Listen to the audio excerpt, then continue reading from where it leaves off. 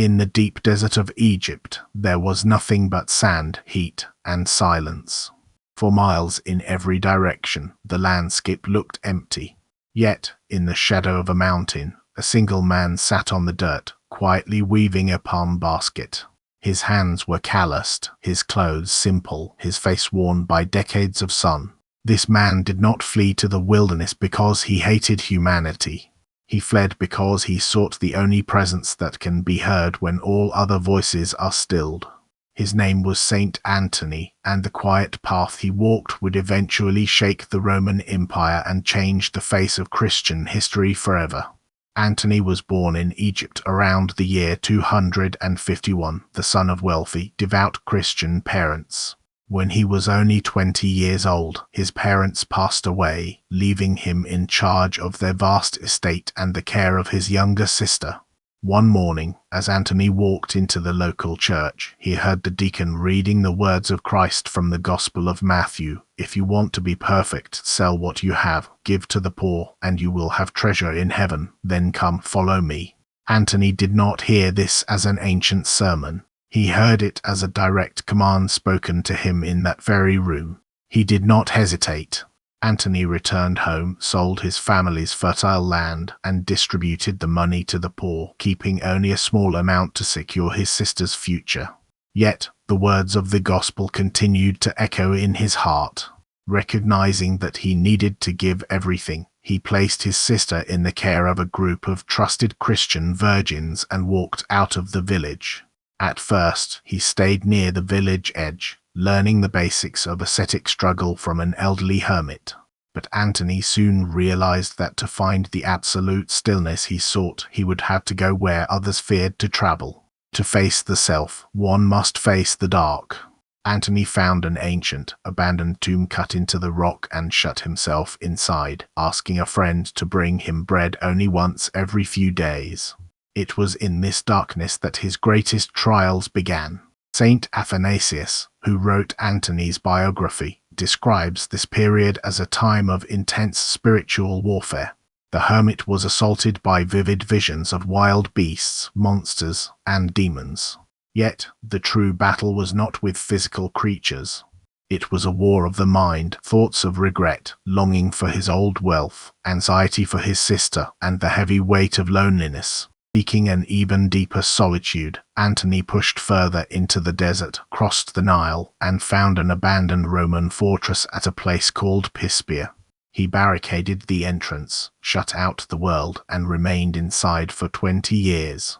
Friends would occasionally travel to the fort, throwing loaves of bread over the high stone walls. They often stood outside the gates, listening in awe. From within the walls, they heard the sounds of struggle and prayer. They feared Antony would lose his mind in the isolation, but they did not understand that the desert is not a place of emptiness. It is the battleground where the illusions of the world are stripped away. When 20 years had passed, Antony's friends finally broke down the door, expecting to find a broken, emaciated man. Instead, Antony stepped out into the sun healthy, calm, and filled with an extraordinary sense of peace. He was neither weakened by fasting nor puffed up with pride. The grace of God had preserved him. Seeing his serenity, men began to gather around him in the desert, seeking his guidance. They built humble cells nearby, and soon, the barren wilderness began to blossom with prayer. Antony became the father of Christian monasticism, showing that the road to holiness is built on humility, obedience, and love. Though Antony loved silence, he did not abandon the church in its times of trial. During the Roman persecutions under Emperor Maximinus, Antony traveled to Alexandria to encourage those facing martyrdom. Years later, he returned to the city to preach against the Arian heresy, defending the true divinity of Christ. The famous philosopher Saint Athanasius became his close friend and disciple. Even in his public works, Antony remained a man of the desert. He would soon return to his mountain cell, advising his visitors that just as a fish dies when taken out of the water, a monk loses his inner peace when he lingers too long in the noise of the world. At the age of 105, knowing that his earthly life was drawing to a close, Antony gathered his disciples. He gave his sheepskin cloak to Athanasius as a final blessing and asked his closest companions to bury his body in an unmarked grave. He did not want his remains to be embalmed or turned into a public spectacle. He had lived in simplicity, and he wished to rest in simplicity. In the year 356, Saint Anthony peacefully reposed, leaving his soul to God and his body to the earth. He had walked so humbly. The story of Antony did not end in his unmarked tomb. Saint Athanasius wrote The Life of Antony, a book that became a bestseller of the ancient world. It traveled across borders, inspiring thousands of young men and women to leave their wealth behind and enter the wilderness. The book did more than preserve a memory. It gave Christians a living image of what repentance could become when it was carried to the end.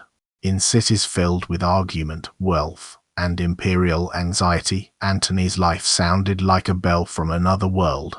It told bishops, monks, widows, merchants, and ordinary believers that holiness was not a theory for distant saints. It was a choice that could begin with one surrendered heart. Men who had been restless in crowded streets went into the desert and found brothers there. Women founded communities of prayer and service. Pilgrims came not to be entertained, but to ask how the heart could become clean. In the words of the historians, the desert had become a city of prayer. Antony showed that monasticism was not a rejection of the world, but a deep sacrifice for the world, a reminder that the most important battle we will ever fight is the one that takes place inside our own hearts. Today, Saint Antony the Great is remembered as the patriarch of monks and a guide for all who seek quietness of heart. His life stands as a witness. You do not need to enter a physical desert to find God, but you do need to find a quiet space within your own soul. The desert for us may be the silence we avoid, the forgiveness we postpone, the prayer we begin and abandon, or the hidden wound we keep trying to heal with noise. Antony's witness is severe, but it is not harsh. He teaches that the human heart can be purified, that temptation can be endured, and that loneliness can become communion when it is offered to Christ. The miracles of Antony were not just the healing of the sick, but the transformation of lives through repentance. His victory was not that he became famous. His victory was that he became free enough to love without needing the world to applaud him. This is the saints. Stories of holiness, courage, and grace. Please support this work by subscribing, sharing, and leaving a comment. Thank you for watching, and may the prayers of Saint Anthony bring peace to your heart.